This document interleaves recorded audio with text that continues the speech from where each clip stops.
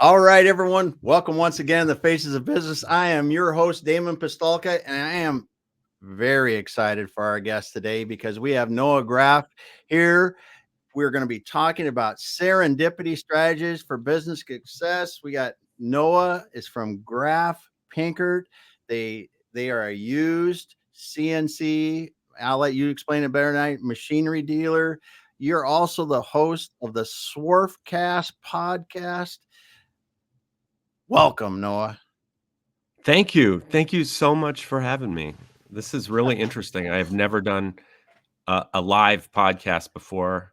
And um, after having done like 200 episodes, it's always fun to be on somebody else's episode and just uh, have the tables turned and Yeah, get to see myself in a different way.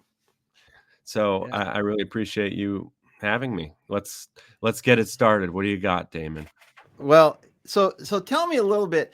So you, we always like to start out with people's history. Kind of, how did you get into what you're doing today, and then we'll work into the topic because you approached and we met through your interesting subject of serendipity in business. And I just want to hit this hard when we get to the end of it. But how did we get here? How did Noah get here today? What's been kind of your path? What's happening in your world?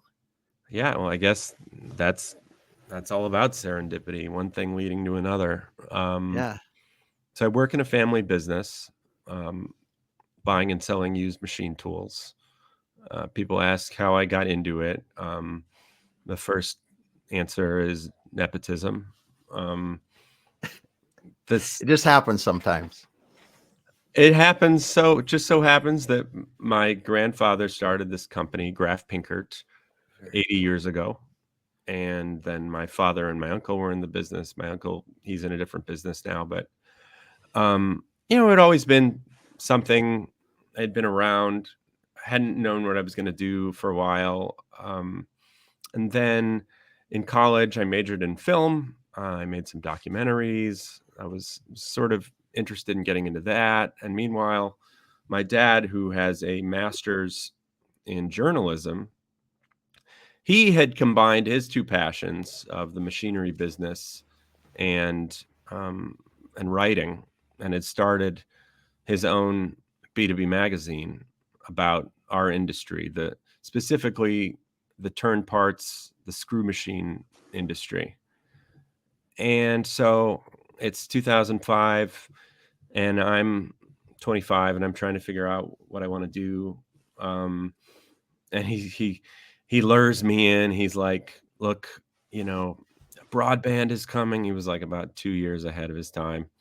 We're you could come in, you can make video stories to go along with all the stuff we're doing. And so I go in and I give it a shot, and then I start writing and blogging, and eventually, come about 2011, we just took the whole thing online because print was dead.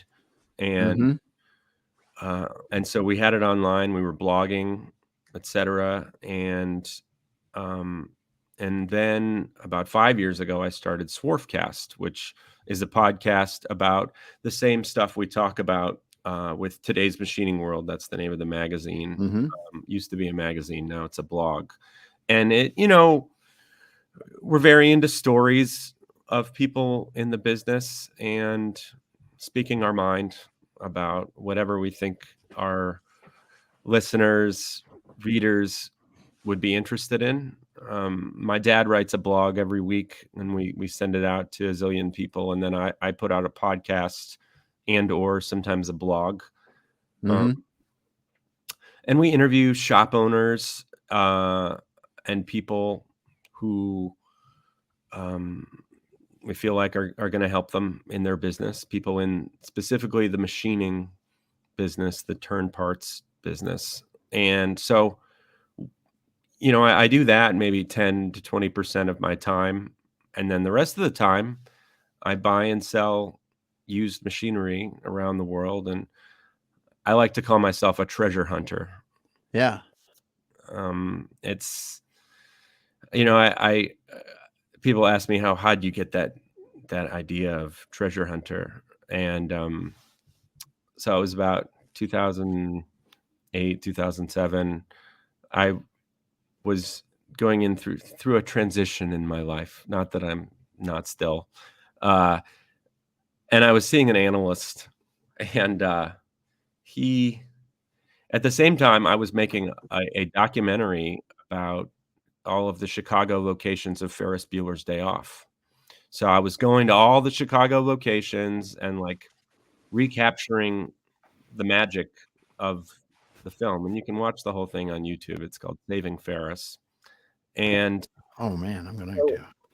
yeah, I mean, it was really fun. We got a Ferrari replica, and we went into the house that he's in, and we took it down Lakeshore Drive, went to the Cub game, went to all these houses where the movie takes place, where he's running through all the backyards and stuff.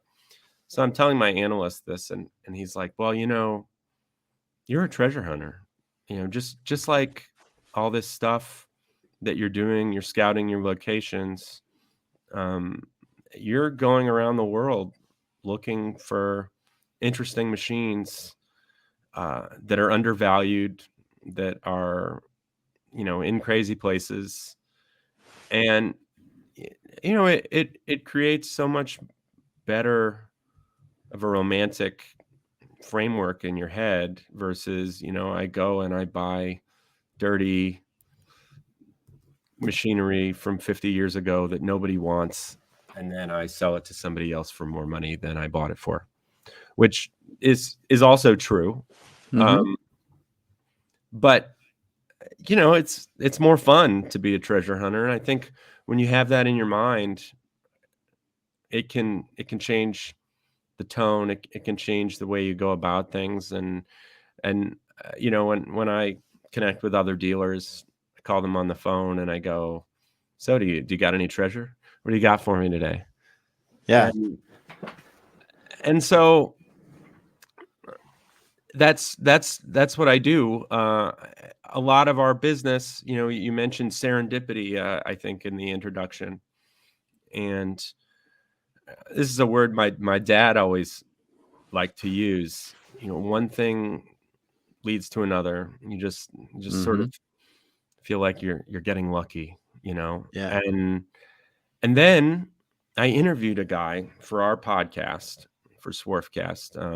I believe it's episode 123, and it's with a guy named Christian Bush, who wrote a book recently, about a year or two ago, called The Serendipity Mindset. And in this book, it's got all these different tactics, all these different strategies of how you can find serendipity. So it's not just dumb luck. Yeah. I fell into this one thing, because you ever notice how there are certain people who always seem to be in the right place at the right time, like these really lucky people. And there are ways that you can do this. So, so you find these crazy machines. I mean, like to the treasure hunter. Yeah. I mean, I've bought machines. I bought a machine in Slovenia for a Spanish customer. I found this machine online from this Slovenian dealer, and I got together with it, and it was like the most esoteric machine. There's just like a few of them in the world, hence the reason why we would go to Slovenia. And the machine was in a barn, and you could hear cows mooing in Oh wow. in the room next door. Yeah. Or we actually bought some machines. This was before I was there, but we bought some machines in the caves under Kansas City, because Oh my goodness. the U.S., we had this arsenal Yeah. of, oh, you know what I'm talking about. Yeah. This wasn't there like old salt mines or something like that under Kansas City, that they're mines of some sort that now they use them for storage and other things in there. Yeah. So like, I guess during the Korean War, our government was trying to prepare for for the next war, and so they had these huge Konomatic multi-spindle screw machines, and they kept it in there. But anyways, back to the Serendipity. You want me to talk about Well, some of the let's talk. strategies, or Got some questions about this, because you've it's got to be. I think about this first of all from your dad. Yeah. Being in this business, he's second generation. Your dad's second generation. You're third generation in this business. So second generation person. He's got a working or got to use machinery of the year, however he's part of it, and he decides to write a blog or have a magazine. What was his deal there? Because most people I'm slinging machines, right? And that's what I got to do. But he's talking about, I got to write. What was sort of? I think it's sort of like me with the film stuff, actually, and the podcast stuff. Like he grew up, around the business and liked the business, but then he decided he had always been really interested in writing ever since he was a kid. He laughs about sending stories to Reader's Digest when he was a kid and having stuff published. So at University of Michigan, he enlisted in the Navy to dodge the draft, and then after that he came back and he got a master's in journalism. But then he met my mom, and they decided to have a family, and he had the choice whether he wanted to go with some of his colleagues and go work for the New York Times or whatever, or join the family treasure hunting business. And he liked both, and so he did that. And then he, back in the late 80s or 90s, he started his own thing. He calls it a zine. He had a zine before everybody has a zine, and it was called the Graff Pinkert Times. Yeah. And then later, he decided to start. He started a website. He believed he started a website, I think, in, I don't know, the late 90s. He figured he was going to have this blog and sell out his blog, and he was a little ahead of his time, and then that didn't catch on because people weren't ready for it, and so they started a magazine called Screw Machine World, because screw machines are what we specialize in, turn parts that go into everything from aerospace to medical to automotive. And then later on, they wanted to make it a little bit more, still machining, but they changed it to today's machining world because, a lot of the screw machining companies, they run other kinds of CNC lathes. And so as, our business changed some, we still specialize in the multi-spindles, but we sell CNC lathes and, whatever we think our customers are interested in. But it's still, you don't want to be doing the same thing everybody else is doing, right? So be versatile, but we're not exactly generalists, and there's a place for being a generalist, but I don't know. We think I feel like the machines. So I work with this guy Rex. He was kind of I apprenticed under him. We'd go on the road finding stuff, and he always said, the machines you make the most money on are the dirty machines and the weird machines that nobody really knows what the heck they are. So, that's one of the things about the screw machines is people don't really know what they're worth sometimes, or they look old. A mechanical screw machine. I was born in 1980. So if a mechanical screw machine was built after I was born, I consider it it's considered a relatively new screw machine. It's kind of crazy. Yeah. Yeah. So that's that, so that's kind of how it morphed. So it went into today's machining world, and then it went online. And then do you know what the word swarf means? Yes. But to Okay. explain it to the people that Yeah, don't. most people probably don't know it. It's sort of I think it's a British term. All the chips and grime in the bottom of the machine, that's called swarf. And so when my dad started Screw Machine World, his like personal column was called Swarf, because it was like, I'm getting into the guts, the But downy this is good. downy. It's good, dude, because you guys took something that you go to any other machinery dealer, right? Any other machinery dealer, any kind of machines, different stuff, right? And you guys did something to stand out. And it's really interesting to me that your father thought about this in, like you said, whenever it was in the 90s, and thinking about this, building a website, going online, doing the things that nobody else was doing. Yes, ahead of the time.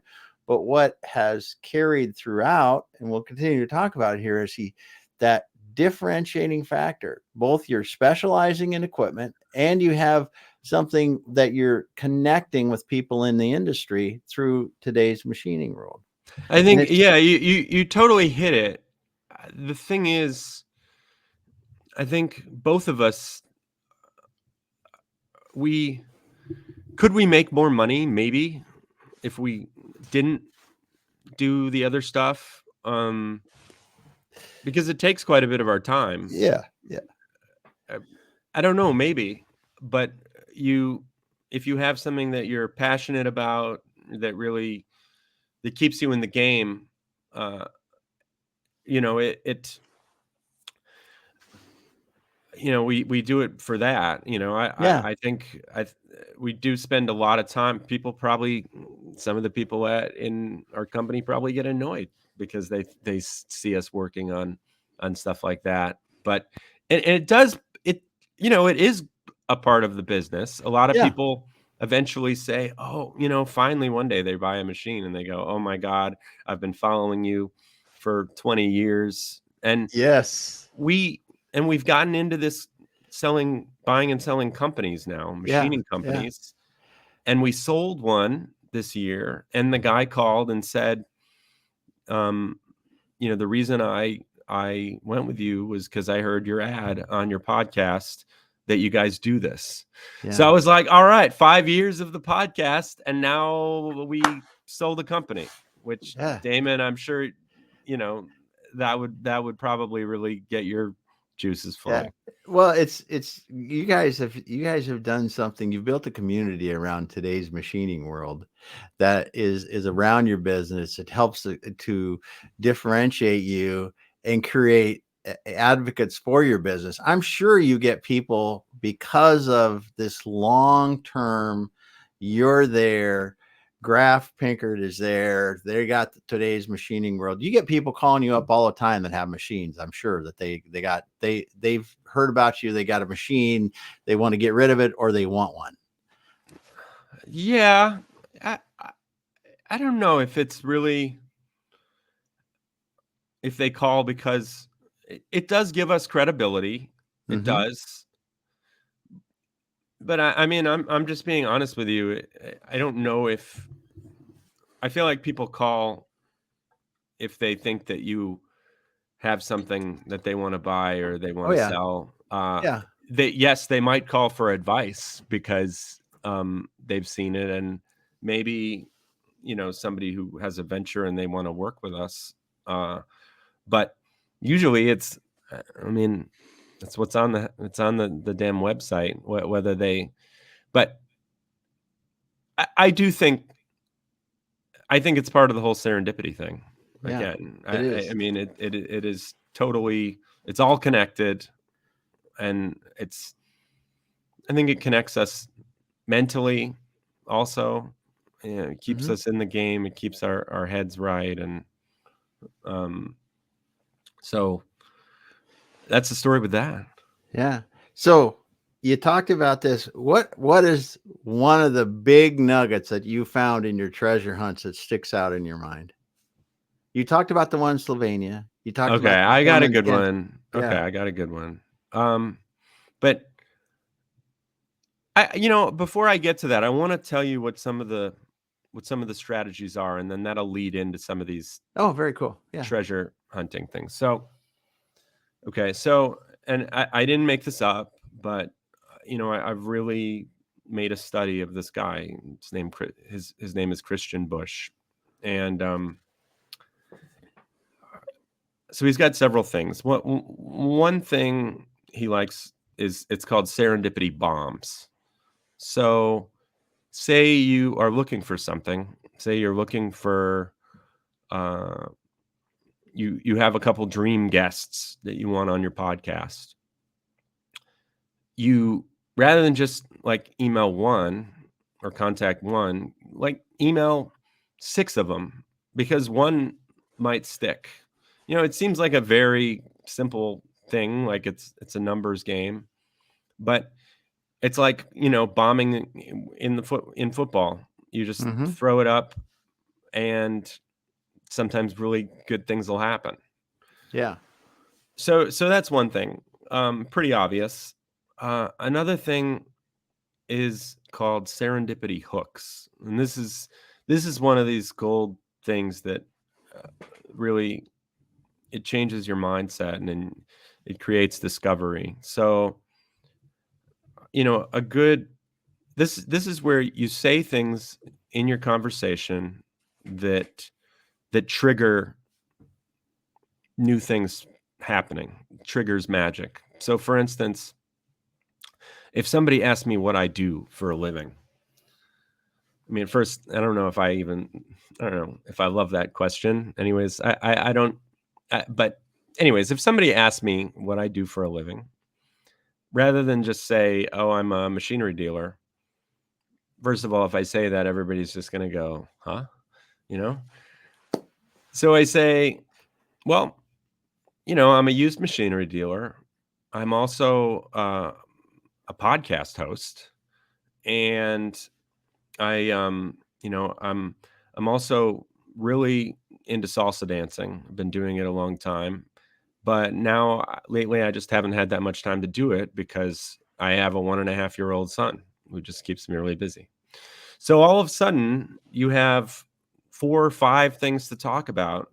All of a sudden that strikes a chord with people, and they may not have anything to say to you about 1 or 2 of them, but I was surprised, and I guess I shouldn't have been, but when you tell people about having a child, like that's one of the like number one things that gets people's interest and Yeah. creates a conversation. Oh, I have a 1.5-year-old. What kind of crazy stuff does he do? Right. Yeah. So for instance, I might use this with machinery dealing, like where, say, I have a Swiss CNC machine, like a Citizen Swiss CNC machine. They're used a lot in like medical parts. And somebody contacts me about it and they saw it on the website. Rather than just like send them a quote and be done with it, Mm-hmm. I will look at their website. I'll find out what other machines they have on their website, and then I'll see what the heck I have, right? Because so they're asking for a Citizen, but maybe they also have stars, and I have a star in stock. That's like an alternative to a Citizen. So then I call them and we talk about the machine. And then I go, I noticed on your website you have star machines. We happen to have a whole bunch of those as well. And all of a sudden, because you called and you made a Yeah. connection, that's like very key for creating serendipity. But again, you brought up something totally different in the conversation than the original question. And all of a sudden, maybe something totally better started. And we do the same thing lately. We've been our one of our latest businesses is buying and selling machining companies. So after I'm done with like every conversation, I insert the hook. We buy and sell machining companies. Have you guys ever thought about growing through acquisition? And I generally don't like to ask people if they want to sell their company. Mm-hmm. I feel like if you ask them about one question, the other one will come out. Mm-hmm. And and maybe I'll say, or do you happen to know of anybody that wants to buy or sell a company? And some of the ones for sale, that's how they came out. So you asked, about a story. I'll give you a story using some of those things. All right. So this was back 2016. I know this or 2017. I had just started dating my future wife, and back then things were really fun because pre-COVID, you get to travel all over the world for Yep. machines. The older folks I work with, they don't feel like traveling anywhere. So I'm the guy that gets to travel. So there's a machine called an index. This is a CNC multi-spindle screw machine. This is like you want to make millions of parts and they're really complicated. This is like the state of the art thing. If you bought one now, you're talking like $2.5 million. Mm-hmm. But the machines we sell, we like to joke that we specialize in imperfect equipment. You don't really you make money on the dirty, weird ones, right? Yeah, the dirty and weird, like you said. So there's a machine. This was an MS-42 from 1999. They stopped making these like in the late 90s. And it had a guy in Brazil who was interested, a guy named Rogerio. And there was a guy named Wolfgang in Germany who I had talked to. I had seen this MS-42 online. And I say, hey, Wolfgang, I'm interested in the machine. He gives me a price. He's like, okay, go. It's like 3 hours from Stuttgart. We'll reserve the machine for you. So Rogerio and we fly over to Stuttgart. He flies from Brazil. We drive 3 hours. We go see the machine. Really likes it. And he says, okay, this is good. I need to go home and talk to my boss. And can you hold it for me for a week?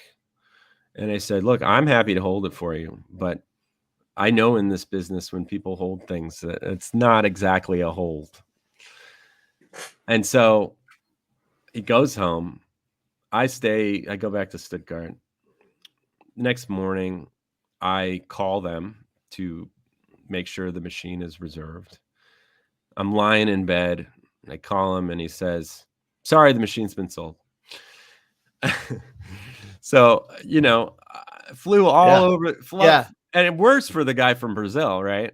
And what I always do is whenever I go somewhere, particularly when I don't have a wife or a kid, I leave a bunch of time to go visit other people because things always seem to be happening while you're traveling. I don't know why. Like you're out of your paradigm, adventures, serendipity, they always seem to happen.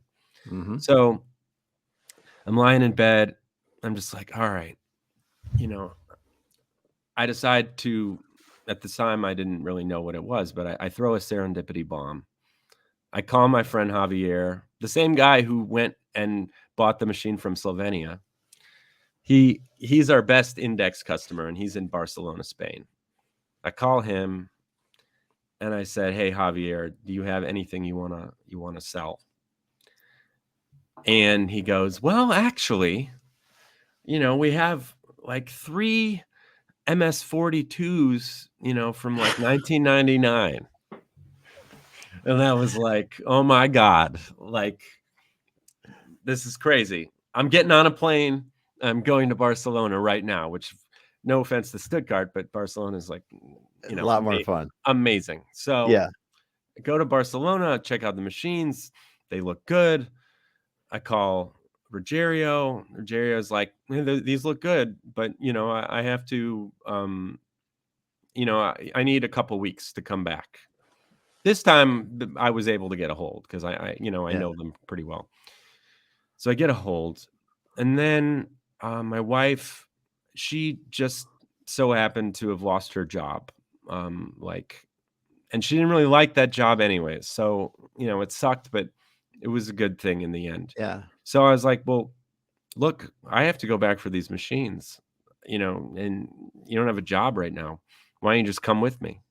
We'll just travel all over Europe looking at machines and, and mess around. And so we do it. We go there and end up selling the machines to Rogerio. I sell them 2 instead of 1. Oh my goodness. Make like way more money. Yeah. And then we had a vacation out of it. And then while I'm there, this guy from Holland calls looking for this crazy, strange multi-spindle screw machine that I had seen from my friend Paolo in Milan. And I was like, wait a second, I know of this machine. Like, so we had planned to go from Spain and then go to Denmark and go look at some machines in Sweden. But on the way, I'm like, hey, let's make a stop in Milan. Go make a stop in Milan. That's too bad they had to do that. Sell these 2 machines. And it all came because of a deal that went wrong. Yeah. So, there were several things going on. There was Serendipity Bomb. There's Serendipity Hook. I went and called and asked him about something specific. I didn't say like, how are you? Whatever. Mm-hmm. And then another serendipity thing is he calls it connecting the dots. So you want to have a huge network. You want to know lots of different kinds of people from all over the place. And it's amazing when they come together and help you. And one of the things he prescribes is that when you meet someone new, you want to go through your brain and go, who else do I know that this person would benefit from? Like these 2 people could get together. And so you create new dots. Mm-hmm. And by you connecting people, it's like you create new connections in this universe. It's like it all revolves around you. And you just, more serendipity comes and you just create this whole world. Yeah. That's awesome. It's awesome. And it is incredible how that happens. And like you said before we got on, I believe, you were talking about how it just seems like some people are just lucky and this serendipity just comes to them, but it's really because of how they're acting. They're helping it along. Your example of if I want a couple famous people on my podcast, send 6 different people emails because you got a better chance of it happening, or you give people more options, or creating this network like you're talking about is so key for long term in business, because these are strategies that it's serendipity. It's a word that you may not consider with business that often, but the results of creating serendipitous relationships and just having your eyes and ears open constantly. I mean, it's always happening where, like, just like that story, somebody calls about one machine that you don't even have. And then you go, oh, shoot, I know about this machine. My friend Randy in California told me about this machine the other day. Call up Randy. Randy tells me about it. And then, boom, make this whole another deal. Yeah. Of course, I make it sound really easy. But it's not. It's like any business when business is good, it seems kind of easy, and when it's bad, um, you're It's just not. like, where.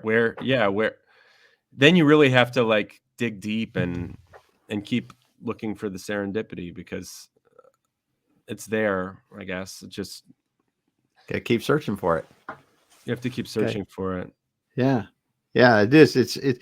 Um it's amazing in my experience how when you help good things happen with people, how it comes back around. You don't know when, you don't know how, but if you keep your eyes and ears open, it does. And that's why when we talked about serendipity and talking about today and talking about serendipity strategies in business, and I thought this really interesting because a lot of people in your type of business or in many businesses think it's about this relationship. What are we doing? What are we exchanging? What are we exchanging? And it's money or it's equipment or whatever. And it's really about exchanging goodwill in some cases, or giving, so that people, um, just so that you can give. That's not for anything other than of being able to help people, because that's in this imaginary bank that if it does two things. One, it makes you feel good. And if feeling good, let's do it for feeling good and for helping other people.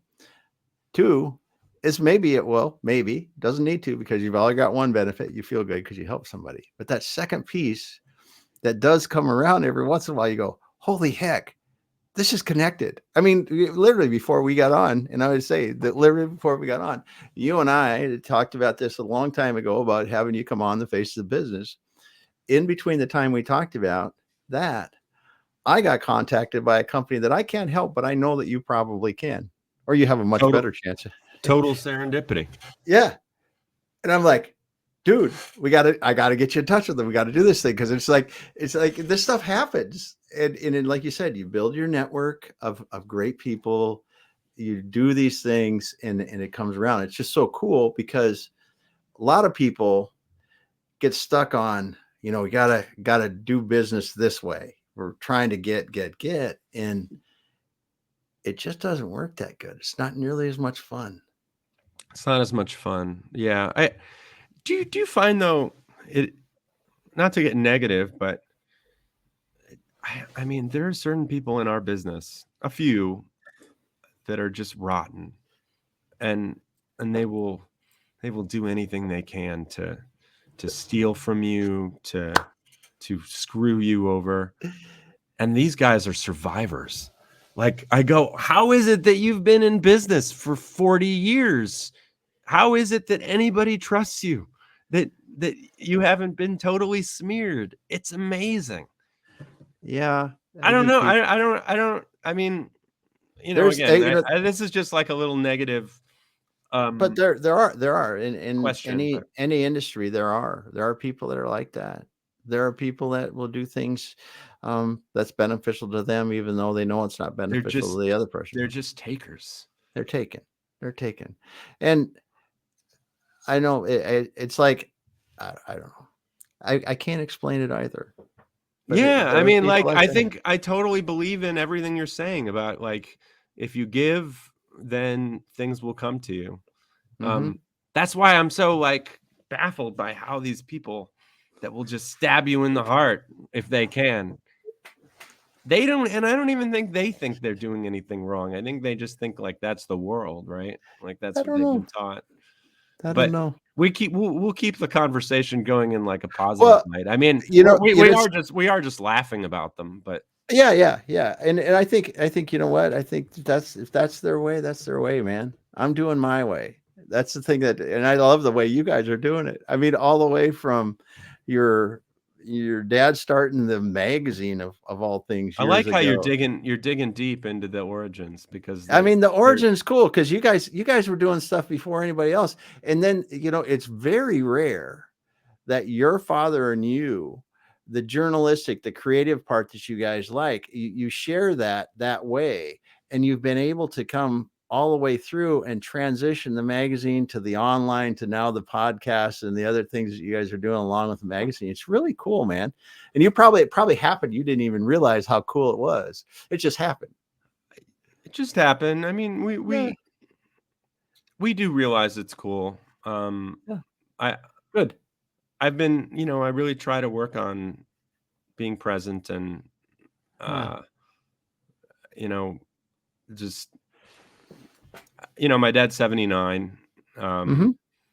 We know that nothing lasts forever, Yeah. like we're sitting across the table arguing about a deal, arguing about debating about like today we spent 15 minutes just like going back and forth about like a title and a question at the end of his blog. Like what are people going to answer? What are people going to open? And you have to like just go and stop yourself for a second and go, this is like precious, like It is. like you better stop and enjoy this right now. And Yeah. he just wrote a blog about it actually, and we published the latest podcast about it. It's called it's like Why I'm Still Working or something. And he published it as a blog, and then I said, I think this would be a good, we do, most of the podcasts are interview podcasts, but then I've gotten more into doing solo podcasts about serendipity. Yeah. And this is the first podcast where he pretty much did a solo podcast. I had him read it and read his blog, and I kind of produced it, did it yesterday. So it's kind of Very something cool. different. Yeah. I go again. You guys in your creative abilities and what you're doing mixed with your business is really unique. It seems like that's something that you do. Well, I do, because I think you're unique. I'm unique, right? It doesn't matter what industry you're in, but I think you look at what have people done to be standout in their industry, right? And I don't care, just pick whoever. Pick the automotive industry, pick whatever industry. There are people that were willing to do things a little bit differently their way. And it really are there cool stories, and they get to do some neat things. And you guys are, that's what I think. It's nice when you have something like this, and then, you have somebody, it's like I mean, look, as you can tell, I'm sort of analytical, and I'm constantly reflecting, but still when somebody interviews you, you kind of sit back and look at yourself, and again, you get present in the moment and appreciate it. Yeah. So you guys are doing some good stuff, man. And I really appreciate you sharing this. And so if people want to look at some of these used screw machines that you guys have, they go to your website, which is Graff Pinkert. graffpinkert.com. GraffPinkert. Yeah. And then you can help them also with if they've got a machining business, they're looking to buy more businesses, they're looking to sell businesses, you can help them with that. You guys have been in that for a long, long time. And oh man, you guys just know what you're doing in that industry. So it's so cool. So what are you excited about for 2024? Man, other than your 1.5-year-old kid. I mean, son. I honestly, I don't know where the year's gone. You've got a 1.5-year-old child in the house. That's where the year's gone, man. Let's cut right through that. That's true. Trying to work. Yeah, that's true. I mean, if you want to, and and I'm always concerned about like time slipping away and not paying any attention. And that's why I keep a diary every single night. I write down something I've learned every day. I'll write down something serendipitous that happened to me today. Awesome. Because again, I like, you know, it's scary when you go, well, what did I do this week? What did I do today? Yes.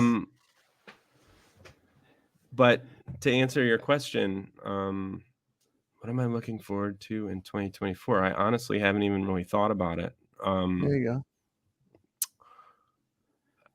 As far as business wise, I think the consulting, machining business, brokering, we see growth there. Mm-hmm.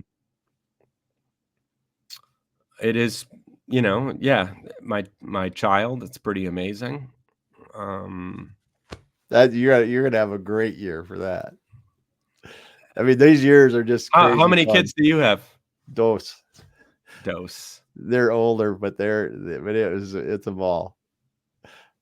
So, I mean, Yeah. right. I mean, so that, and I'm looking forward to growing the podcast, and who knows what else. I always have to have some strange, crazy project hanging over my head. I would love to learn better I'm working. I started doing goal setting more Yeah. recently. There you go. You'd think that somebody, 43 would have done something more formal, but I've been doing like, you ever heard of a guy named Shad Helmstetter? No, I He have not. he's written a lot of books about neuroplasticity, and now I didn't even know the word neuroplasticity until it was explained to me, I guess. But the whole thing is self-talk. So this guy Oh yeah. specializes in positive self-talk. Everybody has negative self-talk. So like, you wake up in the morning and you turn it on, put headphones on, and he's got different things that he talks about. One is goal setting. My wife, sometimes she laughs, but at it, I set goals. I write them down. I read them morning and night, or Yeah. uh, or you're a winner. Like, and so, yeah, I've been getting into It's that, that's and cool. I I don't mean, know. seriously, there are so many things. Every year in my life has brought me so many things that I realized I wish I would have learned many years sooner. And when you can learn them now, doesn't matter. And they are going to sound goofy. You're going to think some of these are crazy, but they're not.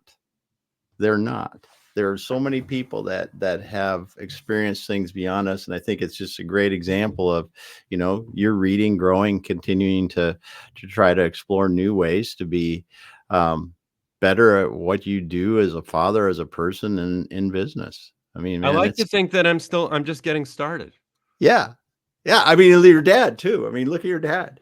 He's in that because he digs it, right? This is good stuff, and it's the way it should be. Well, So I love your energy. You've I, and all the respect in the world to do a live podcast. Like, you should see, you know, my stuff's edited like, but usually me. It's all the ums and ahs, and I think that I'm the one that really gets edited. I was like, you did I even write you an email? All I did was like fill out a thing online, right? Or we knew each other through another friend of ours, and I'd gone out and listened to some of your podcasts, and you did. that's how we got out. Oh yeah, yeah, yeah, I can yeah, tell that you've prepared. I really yeah, appreciate that. yeah. I just want to say thank you. Thank you. We're running down of time here, Noah. And I know time goes fast because it's fun. It's fun. You're you're a little apprehensive at the beginning. I said, no, man, we got this. We're gonna have fun because you are passionate about what you do. You guys are, helping people with their equipment, helping people buy and sell businesses. And I enjoy it a lot. I Really really talk about it. enjoyed this. This is one of the funnest interviews I've had. So Awesome. well done to you. You know what you're doing. How many podcasts have you done? A lot. I don't know. Yeah. Yeah, a few hundred at least. And how many do you do a day? I mean, or a week? We do usually 4. Yeah. You must have so many dots. How can you even keep track of all your dots? That's incredible. Yeah. Well, we have fun doing it. You have to enjoy it. You have to enjoy it. And but it is there's a lot of dots in the serendipity. Serendipity happens, man. No offense against anybody out there, but really, if you have 4 new people every single week, like, how can you have quality control over somebody? Well, it doesn't mean the dot is ever visited again. But there's some people that you connect with. There's some people that you're going to do, because if you don't go through, it's just like, how many people did you date before you found the woman that you're married to? Enough. Yeah, exactly. It happens in life. I know. I just feel like I don't want to put anything out there unless I would, and I'm like, I'd want to listen to this. You know, there have only been like 2 or 3 podcasts where I've just thrown them out, just like, this just isn't good enough. Yeah. But I don't know. More power to you. I think it's incredible. Yeah. So well done to you. All right. Well, man, Noah, thanks for being here today. Just hang on for a second, because I want to thank the people that were listening, and then we're going to jump off and we'll finish up. So thanks, MD, for being here today. Gene, Francois, thanks from Saudi. Awesome. We got, and anybody else that's listening too, we appreciate you coming back every week. We'll be back again next Tuesday. More awesome guests. You know, this is just, we love having people like Noah on that can teach us about how business, life, serendipity in this case, come together. And it's just so much fun. Thanks everyone for being here. Noah, thanks again. Hang out just for a moment and we'll finish things up after we're not live. Yeah.